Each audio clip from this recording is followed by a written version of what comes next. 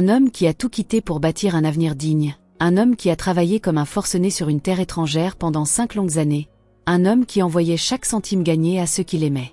Et quand il est revenu chez lui, quand il a enfin franchi le seuil de sa propre maison, celle qu'il avait construite de ses propres économies, il a trouvé sa femme dans les bras de son frère. Son propre frère de sang. Dans son propre lit. Sous son propre toit. Ce que vous allez entendre aujourd'hui, c'est une histoire vraie de sacrifice, d'amour, de trahison et de reconstruction. Restez avec moi jusqu'à la fin, parce que cette histoire va vous secouer, vous faire réfléchir, et peut-être vous faire voir autrement les personnes qui vous entourent. Avant de commencer, je veux vous demander quelque chose de simple. Si vous regardez cette vidéo et que vous n'êtes pas encore abonné à cette chaîne, c'est le moment de le faire. Appuyez sur ce bouton rouge d'abonnement maintenant, et activez la petite cloche pour ne rater aucune de nos histoires. Likez cette vidéo, cela m'aide vraiment à continuer ce travail. Et dans les commentaires, dites-moi d'où vous me regardez. Est-ce depuis Abidjan, depuis Dakar, depuis Paris, depuis Montréal ou depuis un autre coin du monde? Je veux vous connaître, vous qui prenez le temps d'écouter ces histoires. Dites-moi aussi si vous connaissez quelqu'un qui a vécu quelque chose de similaire à ce que Moussa a vécu. Maintenant, entrons dans le vif du sujet. Moussa Koné est né dans un quartier populaire d'Abidjan, dans une famille modeste mais digne. Sa mère était vendeuse au marché, une femme courageuse qui se levait avant le soleil et rentrait après la nuit pour que ses enfants ne manquent de rien. Son père était mécanicien, un homme sobre et travailleur qui croyait que l'éducation était la seule vraie richesse qu'il pouvait offrir à ses enfants. Ils n'étaient pas riches, mais ils n'étaient pas dans la misère non plus. Ils avaient ce qu'il fallait pour vivre, pour manger, pour aller à l'école. Et dans cette famille, il y avait 2 fils. Jules, l'aîné, et Moussa, le cadet. Jules avait 5 ans de plus que Moussa. C'était un garçon grand, bien bâti, avec un sourire facile et un talent naturel pour séduire les gens. Il était populaire dans le quartier, toujours entouré d'amis, toujours au centre de l'attention. Mais Jules n'avait pas la même ambition que son petit frère. Il aimait la vie facile, les sorties, les femmes, les soirées. Il avait terminé le lycée de justesse, sans briller, et depuis il dérivait de petit boulot en petit boulot, sans vraiment chercher à construire quelque chose de solide. Ses parents s'inquiétaient pour lui, mais ils n'osaient pas trop le brusquer. C'était l'aîné. Dans la culture de leur famille, on respectait l'aîné. Moussa, lui, était complètement différent. Dès l'école primaire, ses maîtres disaient à ses parents qu'il avait quelque chose de spécial. Il apprenait vite, il comprenait vite, il ne se contentait jamais du minimum. Quand un exercice était terminé, il en demandait un autre. Quand il avait fini de lire un livre, il en cherchait un nouveau. Il était curieux, appliqué, déterminé. Et cette détermination, elle ne venait pas de nulle part. Moussa avait vu sa mère se fatiguer les pieds sur le goudron du marché pendant des années. Il avait vu son père rentrer le soir avec les mains noires de cambouis et les yeux rouges de fatigue. Et très tôt, il s'était fait une promesse. Une promesse silencieuse mais solide comme du roc. Il avait juré de changer la vie de sa famille. Il avait juré de leur offrir mieux. Et pour tenir cette promesse, il savait qu'il n'avait qu'une seule arme entre les mains, les études. Alors Moussa a étudié. Il a étudié comme si sa vie en dépendait. Et dans un sens, c'était vrai. Sa vie, la vie qu'il voulait vivre, celle qu'il avait imaginée pour lui et pour les siens, elle dépendait entièrement de ce qu'il allait construire avec son cerveau. Il passait ses nuits sur les livres quand les autres dormaient. Il révisait ses cours pendant la récréation quand les autres jouaient au football. Il refusait les invitations aux fêtes, aux soirées, aux sorties, non pas parce qu'il n'aimait pas s'amuser, mais parce qu'il savait que chaque heure perdue était une heure qu'il ne pourrait jamais rattraper. Et le travail a payé. Le jour de l'examen du baccalauréat, Moussa est entré dans la salle d'examen avec la tranquillité d'un homme qui sait qu'il a tout fait ce qu'il fallait faire. Il n'était pas nerveux. Il n'avait pas de sueur froide. Il avait préparé cet examen depuis 3 ans. Il connaissait ses cours, il connaissait ses fiches de révision par cœur. Et quand les résultats sont tombés, Moussa avait non seulement décroché son baccalauréat, mais il avait décroché une mention très bien. Il était parmi les meilleurs de sa région. Sa mère avait pleuré ce jour-là. Des larmes de joie, des larmes de fierté. Son père l'avait serré dans ses bras longuement, sans rien dire, parce qu'il n'y avait pas de mots assez forts pour exprimer ce qu'il ressentait. Et Jules, le grand frère, avait tapé dans les mains de Moussa avec un grand sourire. Il était fier lui aussi. En tout cas, c'est ce qu'il montrait ce jour-là. Ce que Jules pensait vraiment au fond de lui, personne ne le savait encore. La bonne nouvelle ne s'est pas arrêtée là. Quelques semaines après les résultats du baccalauréat, Moussa a reçu une lettre. Une lettre officielle, avec un tampon, avec un logo.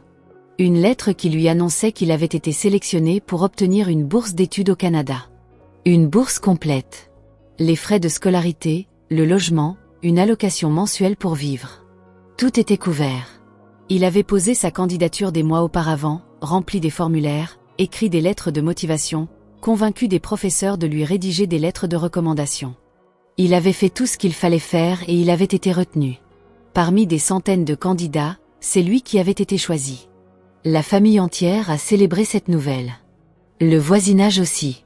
Dans leur quartier, aller étudier au Canada avec une bourse complète, c'était une chose extraordinaire.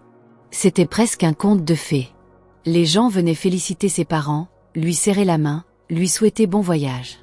Des anciens du quartier lui donnaient des conseils. Des tantes lui préparaient des plats pour lui souhaiter bonne route.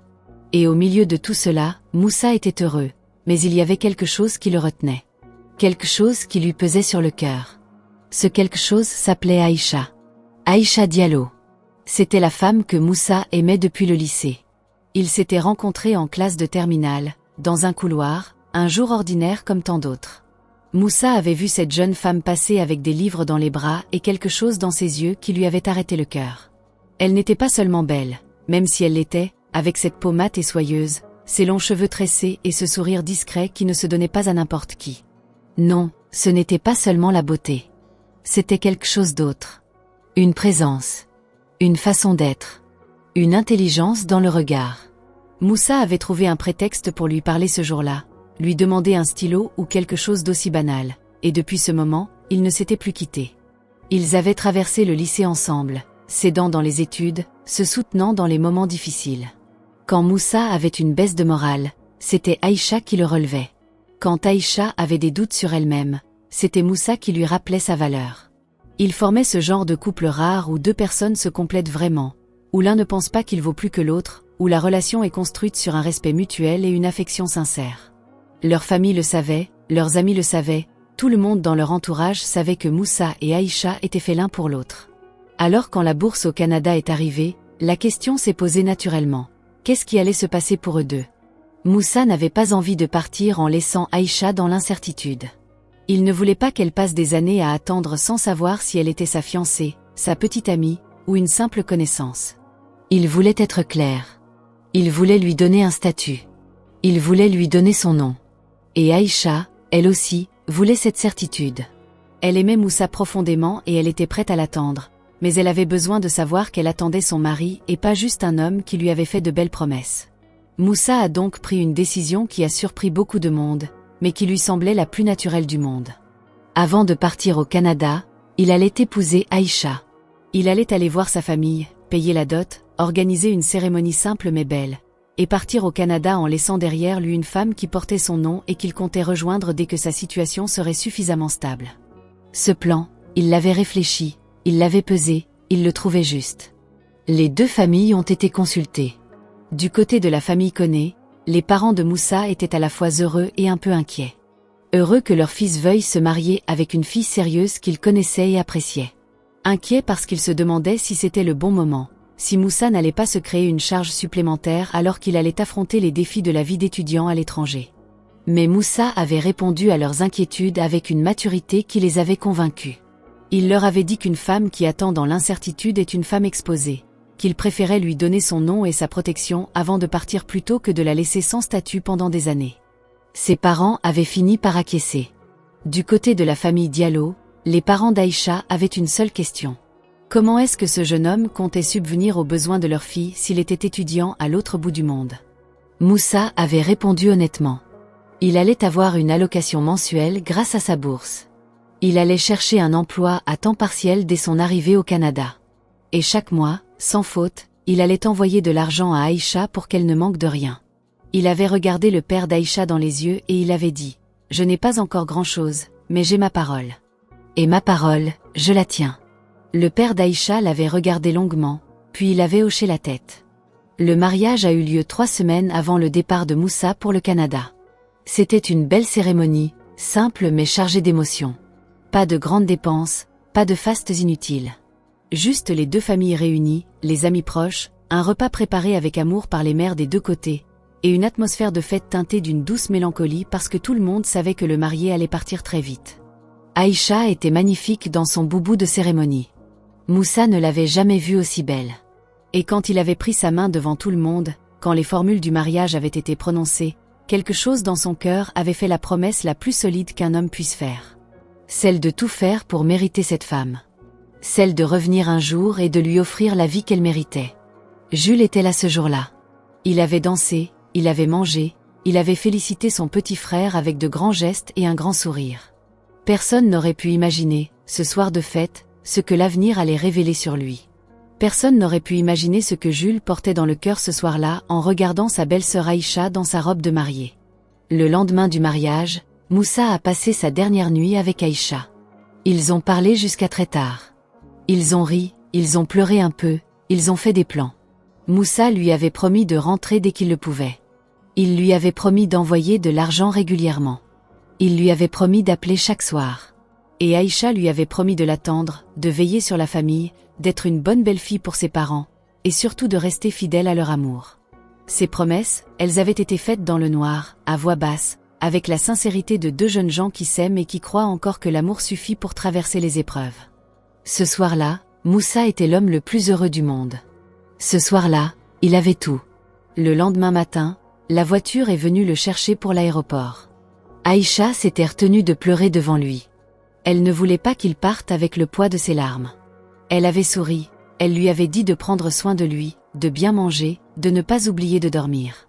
Ces petites recommandations de femme amoureuse qui cachent une douleur immense. Et Moussa était monté dans la voiture sans se retourner, parce qu'il savait que s'il se retournait, il n'irait nulle part. L'avion a décollé. Moussa a regardé par le hublot la ville d'Abidjan disparaître sous les nuages. Là-haut, dans les airs, entre deux mondes, il avait fait une prière silencieuse. Il avait demandé la force de réussir, la force de revenir victorieux, et la grâce de retrouver son amour intact à son retour. La vie au Canada n'a pas été facile. Moussa le savait, il s'y attendait. Mais la réalité a toujours quelque chose de plus dur que ce qu'on a imaginé. Le froid, d'abord. Ce froid canadien qui ne ressemble à rien de ce qu'un homme du soleil a connu. Un froid qui s'insinue dans les os, qui rend les gestes difficiles, qui rend le moral encore plus fragile dans les premiers mois. Moussa avait acheté des vêtements chauds dès son arrivée, mais il avait mis des semaines à s'habituer à ce climat qui lui semblait hostile. L'université, ensuite. Le système académique n'était pas le même qu'à Abidjan. Les exigences étaient différentes, les méthodes de travail étaient différentes, les professeurs attendaient une autonomie et une initiative que Moussa avait dû développer rapidement. Les premiers mois, il avait du mal à suivre. Pas parce qu'il n'était pas intelligent, mais parce qu'il devait en même temps apprendre à étudier d'une nouvelle façon, à vivre dans un nouvel environnement, à gérer seul des choses qu'il n'avait jamais gérées seul à Abidjan. Faire la cuisine, gérer un budget, payer ses factures, naviguer dans une ville inconnue, tout cela prenait de l'énergie qu'il ne pouvait plus consacrer aux études. Mais Moussa n'était pas du genre à baisser les bras. Il avait cette capacité particulière de regarder les difficultés en face et de décider de les traverser quoi qu'il en coûte. Il a revu son organisation. Il a demandé de l'aide à ses professeurs. Il a trouvé un groupe d'étudiants avec qui réviser. Il a appris à cuisiner des plats simples pour ne pas perdre de temps en cuisine. Et progressivement, il a trouvé son rythme. La chose la plus difficile, ce n'était ni le froid ni les études. C'était la solitude. La solitude de l'étudiant africain à l'étranger, loin de sa famille, loin de ses amis, loin de tout ce qu'il connaît. La solitude du soir quand on rentre dans une petite chambre et qu'il n'y a personne à qui parler de sa journée. La solitude du week-end quand tout le monde semble avoir quelque chose à faire, quelqu'un à voir, et que toi tu te retrouves face à tes livres et à tes pensées. Cette solitude-là, elle pèse lourd. Elle use le moral lentement mais sûrement. Moussa appelait Aïcha chaque soir, comme il l'avait promis. Ces appels étaient sa bouée de sauvetage. Entendre la voix d'Aïcha, lui raconter sa journée, l'écouter parler de sa journée à elle, lui décrire le temps à Abidjan, les nouvelles du quartier, les petites choses de la vie quotidienne, tout cela lui permettait de tenir. Aïcha était là, fidèle, chaleureuse, toujours prête à l'écouter. Elle lui répétait qu'elle était fière de lui, qu'elle l'attendait, qu'il ne devait pas s'inquiéter pour elle, qu'elle allait bien. Et Moussa la croyait. Il n'avait aucune raison de ne pas la croire. Parallèlement à ses études, Moussa avait rapidement trouvé un emploi à temps partiel. D'abord dans un entrepôt, où il travaillait les nuits de week-end à décharger des colis. C'était physiquement éprouvant, surtout combiné aux nuits d'études, mais Moussa le faisait sans se plaindre. Il avait ensuite trouvé un travail dans un restaurant, à faire la plonge et parfois à aider en cuisine. Puis, avec le temps et la maîtrise du français canadien et un peu d'anglais, il avait décroché un emploi dans un bureau, comme assistant administratif à temps partiel. Chaque nouvelle opportunité, il la saisissait. Et chaque mois, sans exception, il envoyait 500 000 francs CFA à Aïcha. 500 000 francs. Dans un quartier d'Abidjan, c'était une somme très confortable. C'était plus que ce que beaucoup de pères de famille gagnaient en travaillant à plein temps. Aïcha ne manquait de rien. Elle mangeait bien, elle s'habillait bien, elle pouvait aider les parents de Moussa et ses propres parents si nécessaire. Tout le monde autour d'elle savait que son mari était sérieux, qu'il tenait sa parole, qu'il prenait soin d'elle-même de loin. Jules, lui, habitait à 2 rues de chez les parents de Moussa. Il continuait sa vie de toujours, sans grande ambition, sans grand projet. Il faisait de petits boulots ici et là, mais rien de stable, rien de sérieux. Et peu à peu, sachant que son frère était loin et que sa belle-sœur Aïcha se retrouvait souvent seule, il avait commencé à passer chez elle. D'abord pour des raisons valables. Réparer un robinet qui fuyait, aider à porter des sacs de marché, accompagner Aïcha chez les parents de Moussa pour les visites familiales. Des choses normales que font les frères. Des choses que Moussa lui avait d'ailleurs demandées avant de partir. Il avait dit à Jules, « Veille sur ma femme ». Et Jules avait répondu, « Compte sur moi, petit frère ». Mais les visites de Jules sont devenues plus fréquentes. Puis elles sont devenues quotidiennes. Et personne ne l'a remarqué au début, ou personne n'a voulu le remarquer. Les voisins voyaient Jules passer chez sa belle-sœur et pensaient que c'était le grand frère qui veillait sur la femme de son petit frère comme convenu. La belle-mère d'Aïcha trouvait cela normal. Les amis de Moussa n'y prêtaient pas attention. Tout le monde faisait confiance à Jules parce que c'était la famille. Ce qui s'est passé ensuite, on ne peut pas l'expliquer en disant simplement que c'est la faiblesse humaine. Non. Ce qui s'est passé, c'est une trahison calculée, une transgression de tous les liens qui font qu'une société tient debout. Jules savait qu'Aïcha était la femme de son frère. Il savait que Moussa travaillait dur de l'autre côté de l'océan pour leur envoyer de l'argent à tous. Il savait que chaque sou que Moussa envoyait venait de ses nuits sans sommeil, de son sacrifice, de sa sueur. Et malgré tout cela, Jules a choisi de trahir. Progressivement, sournoisement, il a commencé à approcher Aïcha d'une manière différente. Des regards qui duraient un peu trop longtemps. Des compliments qui dépassaient le cadre de la belle famille. Des gestes qui franchissaient les limites. Et Aïcha, dans sa solitude, dans l'absence de son mari, a cédé. On ne sait pas exactement comment cela s'est passé. On ne sait pas si elle a résisté longtemps ou si elle a faibli vite. On ne sait pas si elle avait honte ou si elle s'était trouvé des justifications. Ce qu'on sait, c'est que la trahison a eu lieu. Et qu'elle a duré dans le temps. Ce n'était pas une erreur de parcours, un moment de faiblesse isolé. C'était une relation, une liaison, qui s'est installée dans la maison que Moussa payait, dans le lit que Moussa avait offert, sous le toit que Moussa avait prévu de construire de ses propres économies. Pendant ce temps, Moussa avançait. Ses années d'études se passaient bien. Il avait trouvé sa place dans son université, il avait noué des amitiés solides avec quelques autres étudiants africains et canadiens, il avait amélioré son niveau dans ses matières. Et il rêvait. Il rêvait du jour où il rentrerait à Abidjan avec un diplôme en poche, avec de l'argent économisé, avec des projets plein la tête. Il voulait ouvrir une entreprise. Il avait des idées, des plans, des contacts qu'il avait commencé à tisser au Canada. Il voulait construire quelque chose de grand pour lui, pour Aïcha, pour leur future famille. Et il avait un autre projet. Un projet qui lui tenait particulièrement à cœur. Depuis qu'il était au Canada, il économisait une partie de son argent en plus des envois mensuels à Aïcha. Il voulait construire une belle villa à Abidjan. Pas pour les apparences, pas pour montrer aux voisins qu'il avait réussi. Non. Pour sa famille. Pour avoir un foyer digne quand il rentrerait. Pour que ses parents vieillissants aient un endroit confortable. Pour qu'Aïcha ait une belle maison qui lui corresponde. Pour que leurs futurs enfants grandissent dans un cadre agréable.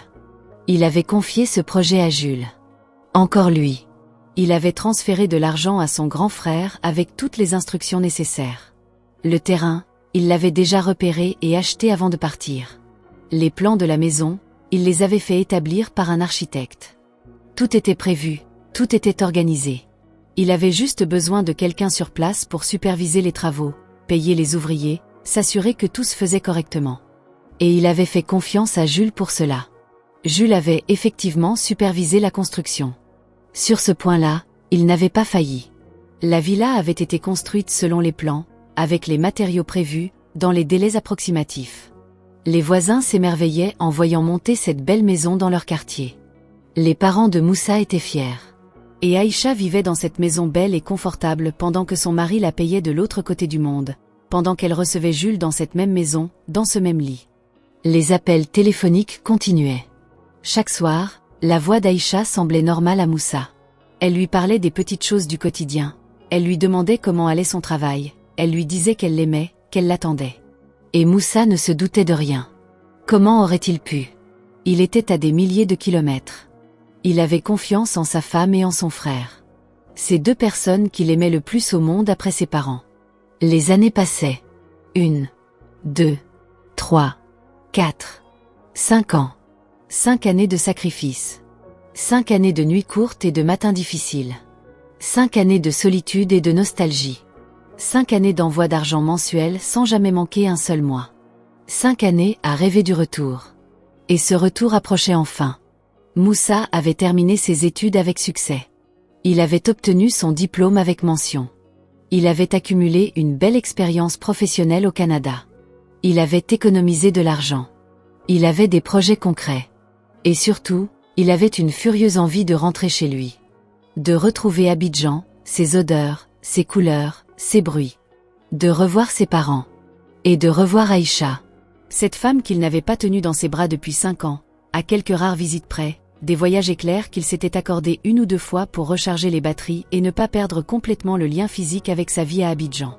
Le jour où il a réservé son billet d'avion pour rentrer définitivement, Moussa a ressenti une joie qu'il n'avait pas ressentie depuis longtemps. Une joie pure, simple, enfantine presque. Il allait rentrer. Il allait enfin rentrer. Et il avait décidé de ne rien dire à personne. Ni à Aïcha, ni à ses parents, ni à Jules, ni à personne. Il voulait faire une surprise.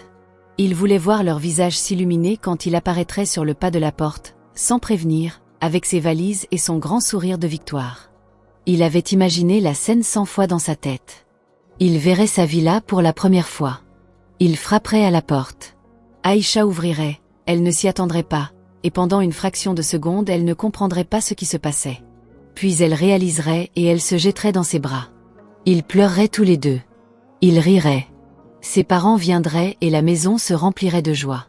Jules serait là aussi, peut-être, et ce serait une grande réunion de famille. C'est ce qu'il avait imaginé. C'est ce qu'il espérait. L'avion a atterri à l'aéroport d'Abidjan en début d'après-midi. Moussa avait les mains qui tremblaient légèrement quand il a récupéré ses bagages. De l'émotion, pas de la peur. Il était chez lui. Le soleil d'Abidjan l'a accueilli avec cette chaleur reconnaissable entre toutes. Cette chaleur un peu lourde et humide qui vous enveloppe dès que vous sortez de la climatisation de l'aéroport, et qu'on déteste quand on vit là mais qu'on trouve presque douce quand on revient de loin. Moussa a respiré l'air de sa ville et il a souri. Il a pris un taxi. Il a donné l'adresse de la villa. Il regardait par la fenêtre défiler les rues d'Abidjan, les vendeurs ambulants, les enfants qui couraient, les femmes avec leurs paniers sur la tête, les mototaxis qui se faufilaient partout, le bruit, l'animation, la vie. 5 ans. Il avait passé 5 ans loin de tout ça. Et maintenant il revenait. Le taxi s'est arrêté devant la villa.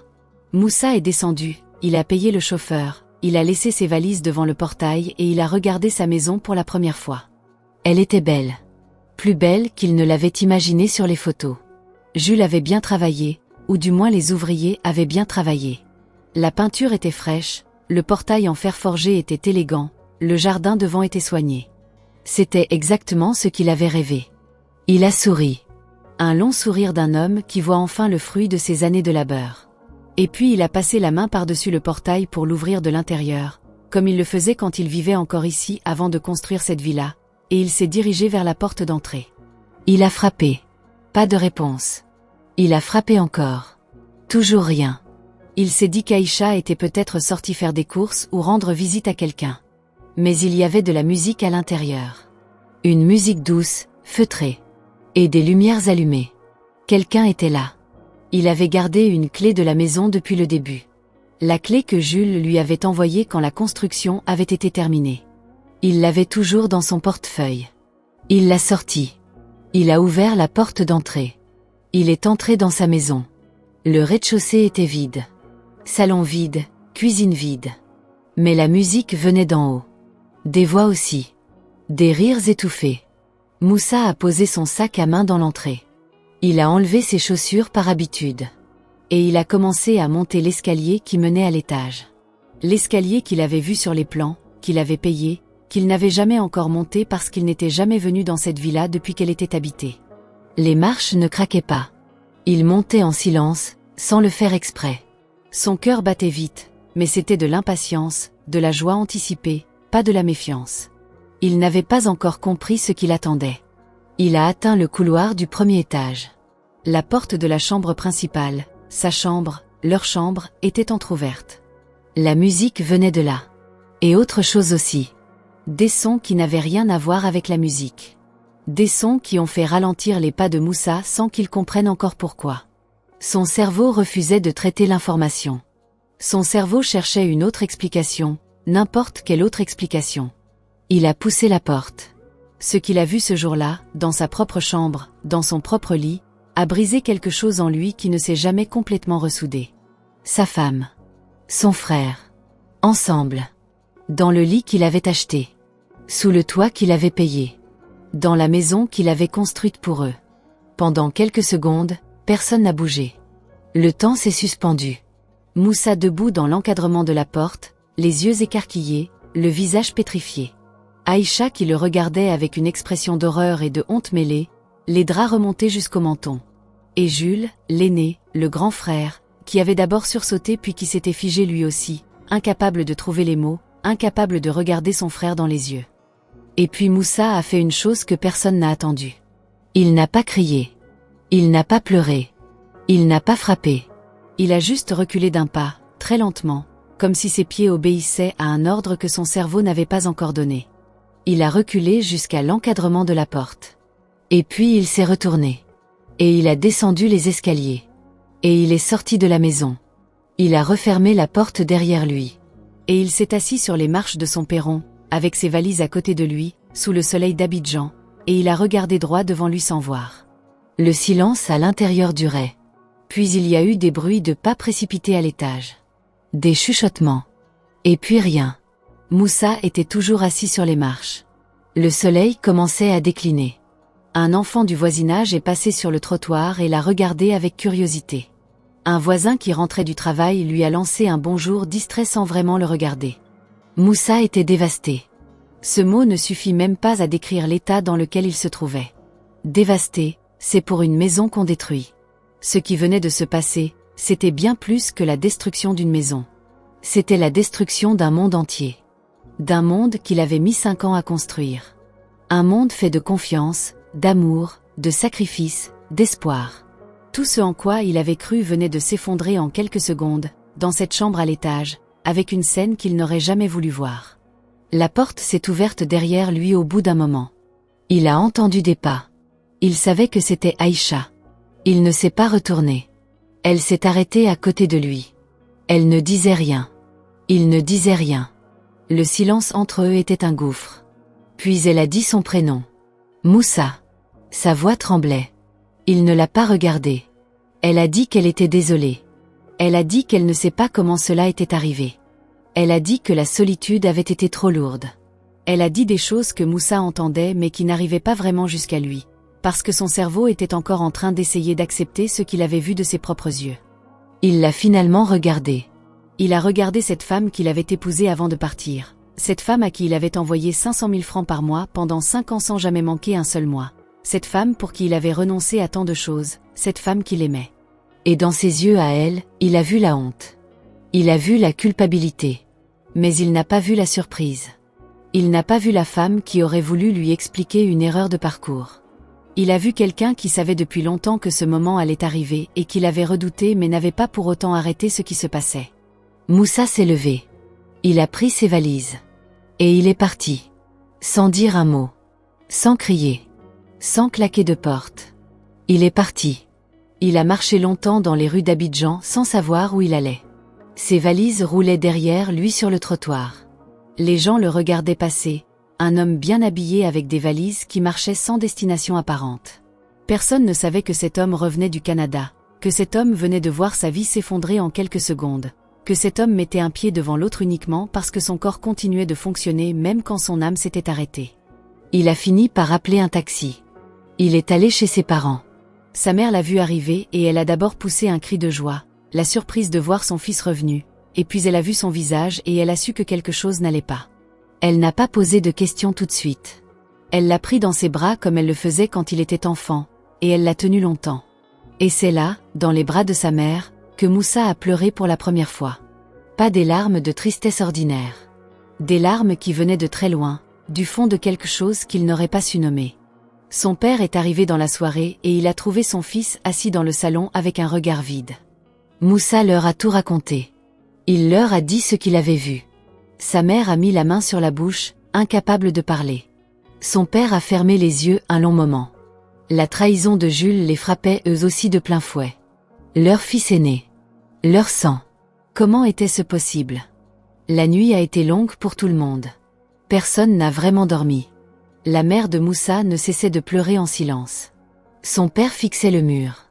Et Moussa était allongé dans son ancienne chambre d'enfant, les yeux ouverts dans le noir, à essayer de comprendre quelque chose qui ne se comprend pas. Le lendemain, Jules est venu. Il est arrivé chez ses parents en sachant ce qu'il attendait, en sachant que Moussa était là.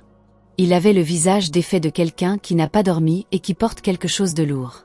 Quand il est entré dans le salon et qu'il a vu Moussa assis là, il s'est arrêté. Moussa l'a regardé. Et cette fois, les mots sont venus.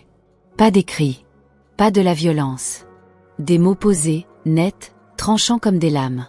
Moussa a dit à son frère tout ce qu'il pensait.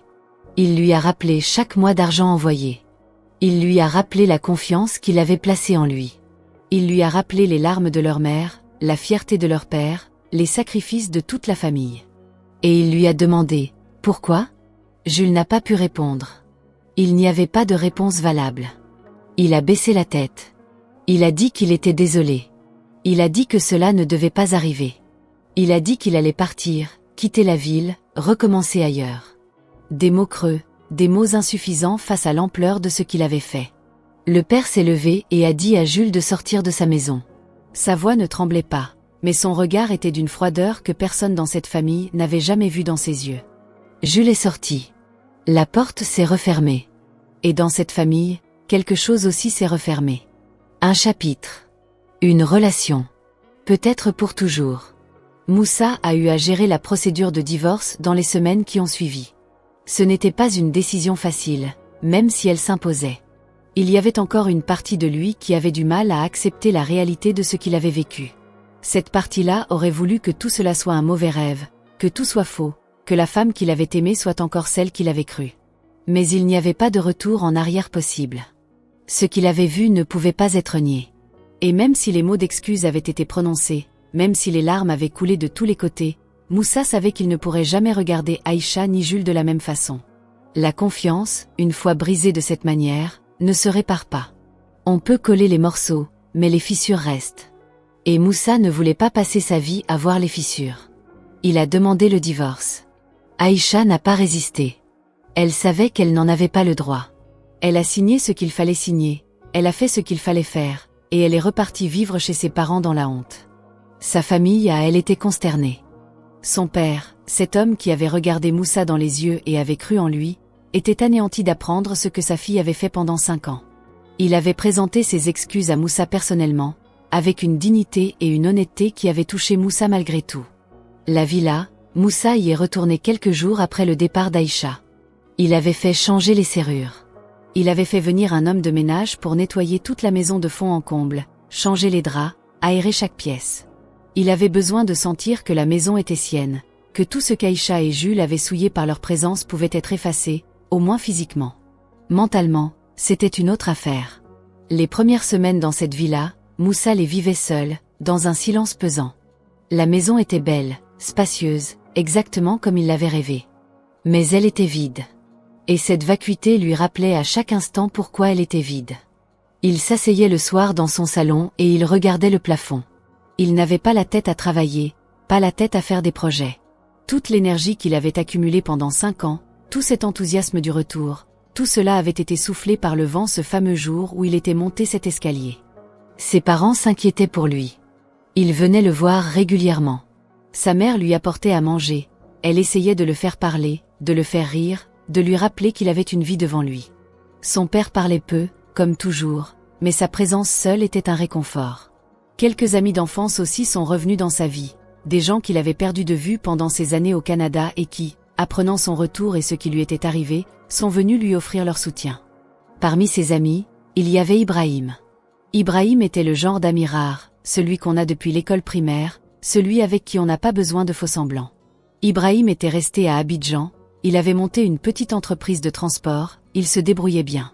Quand il a appris ce qui s'était passé, il est venu voir Moussa et il lui a dit quelque chose de simple qui a beaucoup compté. Il lui a dit, « Ce qui t'est arrivé est terrible. Mais tu n'es pas le premier homme à qui une femme a menti, et tu ne seras pas le dernier. La question c'est pas ce qu'on t'a fait. La question c'est ce que tu vas faire de ça maintenant. » Ces mots étaient simples, presque banals. Mais ils ont atteint quelque chose en Moussa. Ils lui ont rappelé qui il était. Ils lui ont rappelé que toute sa vie, il avait transformé les difficultés en carburant. Que depuis tout petit, chaque obstacle l'avait rendu plus fort plutôt que de le briser. Et que s'il laissait cette trahison le consumeur, s'il passait les prochaines années à pleurer ce qu'il avait perdu, alors Jules et Aïcha auraient non seulement volé son passé, mais aussi son avenir. Et ça, Moussa ne pouvait pas l'accepter.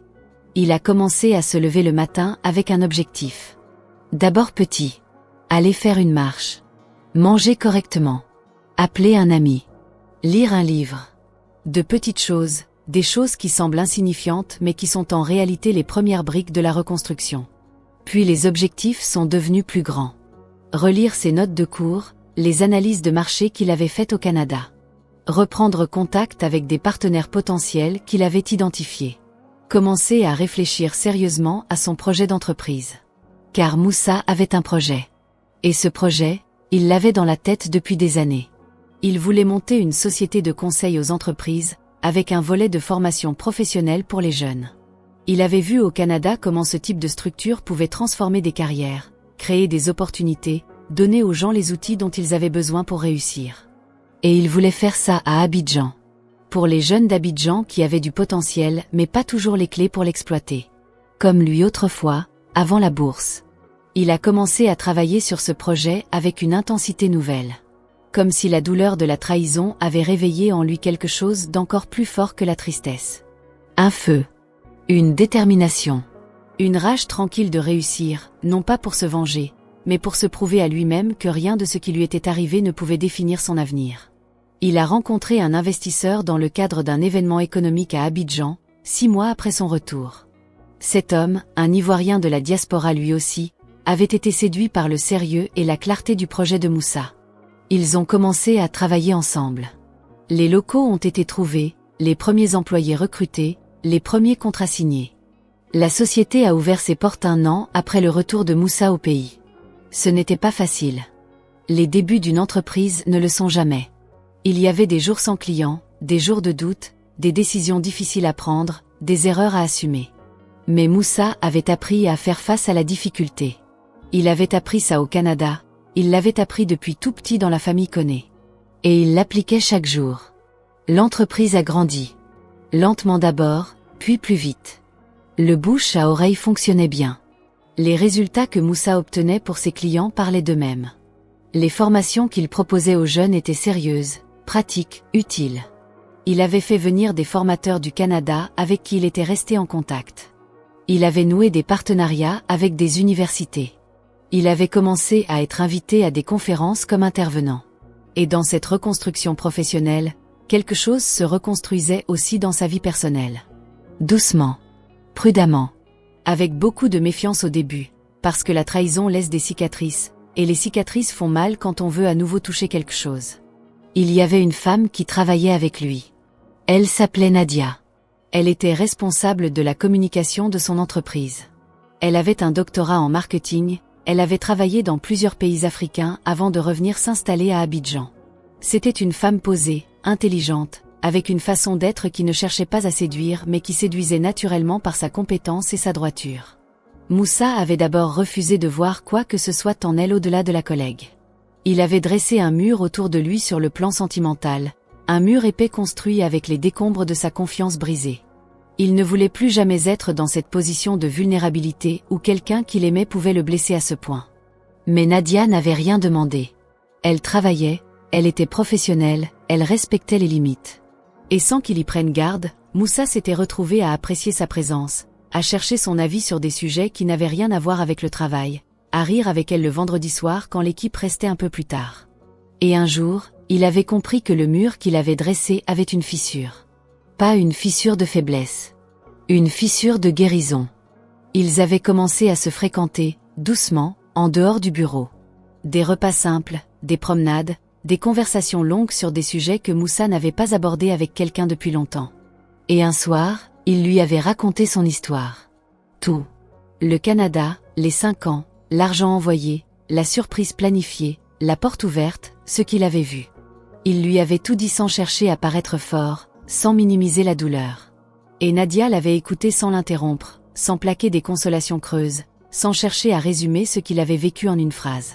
Elle avait juste dit, à la fin, que cela avait dû être une douleur immense et que le fait qu'il soit là, debout, en train de construire quelque chose de beau, disait beaucoup sur qui il était vraiment.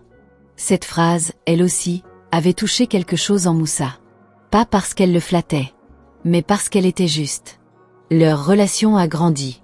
Avec soin, avec respect, avec une franchise que Moussa avait décidé d'exiger de lui-même et de toute relation future. Il avait appris que le silence et la confiance aveugle pouvaient coûter cher.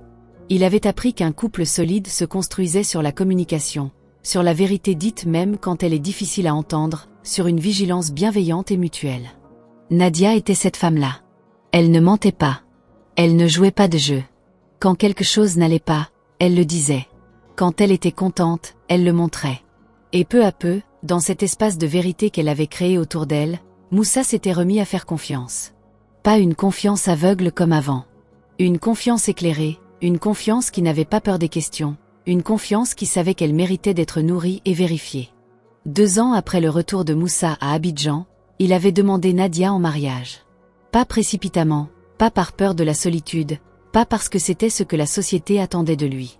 Mais parce qu'il avait pris le temps de la connaître vraiment, de la voir dans les bons et les mauvais moments, de voir comment elle réagissait sous la pression, comment elle traitait les gens autour d'elle, comment elle l'aimait lui, concrètement, dans les petites choses du quotidien. La cérémonie de mariage a été belle. Cette fois, il n'y avait pas de précipitation, pas de départ imminent qui donnait à la fête une teinte mélancolique. C'était juste une célébration. La vraie. Celle que Moussa méritait. Ses parents étaient là, rayonnants. Ibrahim était là, son témoignage émouvant avait fait rire et pleurer la salle. Et Jules n'était pas là. Jules avait disparu de leur vie. On disait qu'il était parti dans une autre ville, qu'il avait essayé de recommencer quelque part ailleurs. Les parents de Moussa avaient du mal avec ça, avec l'absence de leur fils aîné, mais ils comprenaient que Moussa ne pouvait pas accueillir Jules dans sa nouvelle vie comme si rien ne s'était passé. Le pardon est une chose compliquée. Moussa avait réfléchi à cette question pendant longtemps. Est-ce qu'il avait pardonné à Aïcha? Est-ce qu'il avait pardonné à Jules? Ce n'est pas une réponse en noir et blanc. Il avait choisi de ne pas laisser la rancœur empoisonner ses journées. Il avait choisi de mettre cette histoire derrière lui pour vivre pleinement. Mais le pardon, au sens où on tend à nouveau la main, au sens où on remet la même confiance entre les mêmes mains, non. Il n'en était pas là. Et peut-être qu'il n'y serait jamais. Et c'était acceptable aussi. Ce qui n'était pas acceptable, c'était de rester prisonnier de ce qui s'était passé. Et Moussa avait refusé cette prison. Il avait refusé de devenir un homme amer, un homme méfiant de tout le monde, un homme qui utilise son malheur passé comme une excuse pour ne pas vivre. Il avait choisi l'autre chemin. Le chemin plus difficile. Celui qui demande de se lever chaque matin et de recommencer à croire que la vie vaut la peine d'être vécue. Aujourd'hui, l'entreprise de Moussa emploie une 50aine de personnes. Elle a des bureaux à Abidjan, des partenariats avec des structures au Sénégal et au Cameroun. Elle a formé des centaines de jeunes. Elle a accompagné des dizaines d'entreprises dans leur développement. Moussa est connu dans son milieu. Pas comme une célébrité, mais comme quelqu'un qui a de la substance, quelqu'un de sérieux et compétent. Avec Nadia, ils ont construit ce foyer dont Moussa avait rêvé depuis toujours. Pas dans la villa de la trahison. Moussa a fini par vendre cette villa. Il ne pouvait pas y vivre sereinement.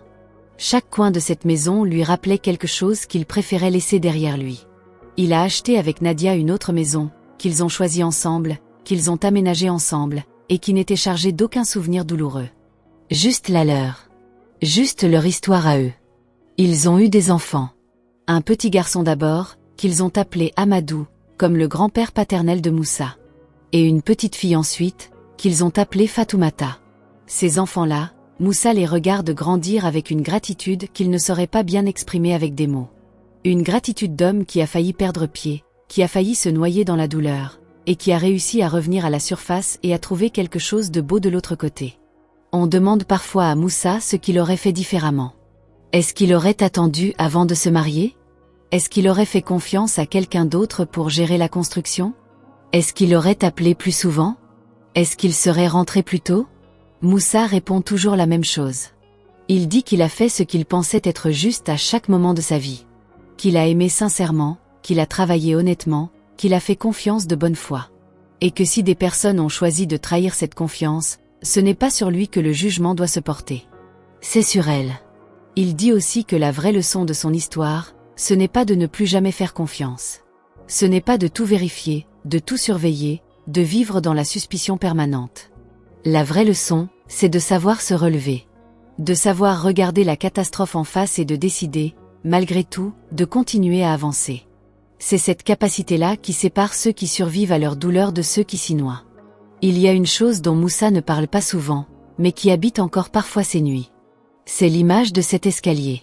Ces marches qu'il montait le soir de son retour, les mains tremblantes d'excitation, le cœur plein de joie anticipée.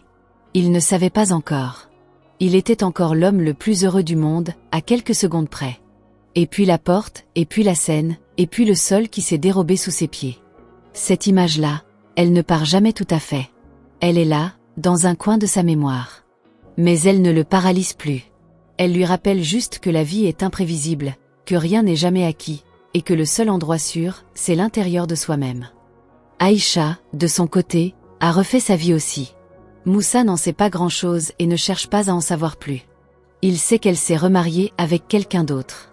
Il lui souhaite sincèrement de trouver la paix, non pas par générosité envers elle, mais parce qu'il a compris que souhaiter du mal à quelqu'un qui vous a blessé, c'est continuer à lui laisser de la place dans votre vie. Et Moussa avait décidé qu'elle n'en aurait plus. Jules, lui, a disparu du paysage familial. Les parents de Moussa ont eu des contacts sporadiques avec lui au fil des années. Ils se débrouillent, à ce qu'on leur dit. Mais il n'est plus dans le cœur de la famille. Le lien qui s'est brisé ce soir-là dans la chambre ne s'est jamais ressoudé. Et peut-être que c'est mieux ainsi. Certaines ruptures sont des protections. Ce que l'histoire de Moussa nous enseigne, c'est quelque chose de fondamental sur la nature humaine. Elle nous enseigne que la loyauté est une chose rare et précieuse. Que les gens qui vous sourient le plus chaleureusement ne sont pas forcément ceux qui vous gardent dans leur cœur le plus fidèlement. Que la confiance se mérite et se garde, et qu'elle peut être brisée même par ceux qu'on aurait juré incapables d'une telle chose. Elle nous enseigne aussi que la reconstruction est possible. Que la douleur n'est pas une condamnation à vie. Que les êtres humains ont une capacité à surmonter des épreuves qui défient parfois l'imagination. Elle nous enseigne enfin quelque chose sur ce que signifie vraiment aimer. Aimer, ce n'est pas juste ressentir une émotion forte. Aimer, c'est choisir. C'est choisir chaque jour de rester fidèle à la personne qu'on a choisie, même quand c'est difficile, même quand la tentation existe, même quand la solitude pèse. Et ceux qui font ce choix chaque jour, même dans l'absence, même dans la distance, ce sont ceux-là qui méritent d'être aimés en retour. Moussa a fait ce choix pendant 5 ans, seul dans un pays froid, travaillant dur, envoyant son argent sans compter. Il méritait mieux que ce qu'il a reçu ce soir-là. Et la vie, dans sa façon tortueuse et imprévisible d'avancer, lui a finalement donné ce qu'il méritait. Pas de la façon dont il l'avait imaginé. Pas avec la femme qu'il avait cru être son destin. Mais elle le lui a donné quand même. Aujourd'hui, quand Moussa rentre chez lui le soir après une longue journée de travail, quand il pousse la porte de sa maison et qu'il entend le rire de ses enfants, quand il voit Nadia dans la cuisine ou dans le salon, quand il sent que cette maison est un endroit où l'amour est réel et où la confiance est méritée, il pense parfois à ce jeune homme qui descendait de l'avion il y a quelques années avec ses rêves dans les valises et son cœur à l'envers. Et il lui dit intérieurement, « Tu as bien fait de te relever. » Voilà l'histoire de Moussa. Une histoire de sacrifice, de trahison, de douleur et de renaissance. Une histoire qui rappelle que les épreuves font partie du chemin, que les blessures font partie de la vie, et que ce qui nous définit vraiment, ce n'est pas ce qu'on a subi, mais ce qu'on a choisi de faire après. Si cette histoire vous a touché, si elle a résonné en vous d'une façon ou d'une autre, dites-le moi dans les commentaires. Dites-moi aussi d'où vous me regardez. Il y a des gens qui regardent ces vidéos depuis Abidjan, depuis Dakar, depuis Bamako, depuis Paris, depuis Bruxelles, depuis Montréal, depuis des dizaines et des dizaines de villes partout dans le monde. Et chaque commentaire, chaque like, chaque abonnement me dit que cette communauté grandit et que ces histoires atteignent des cœurs. Alors si ce n'est pas encore fait, abonnez-vous maintenant. Likez cette vidéo. Activez la cloche. Et surtout, revenez. Parce qu'il y a encore beaucoup d'histoires à raconter. Des histoires vraies, des histoires qui font réfléchir, des histoires qui parfois font mal mais qui toujours finissent par vous donner quelque chose à emporter. Prenez soin de vous. Et n'oubliez jamais, peu importe ce que vous avez perdu, vous avez encore le pouvoir de choisir ce qui vient ensuite.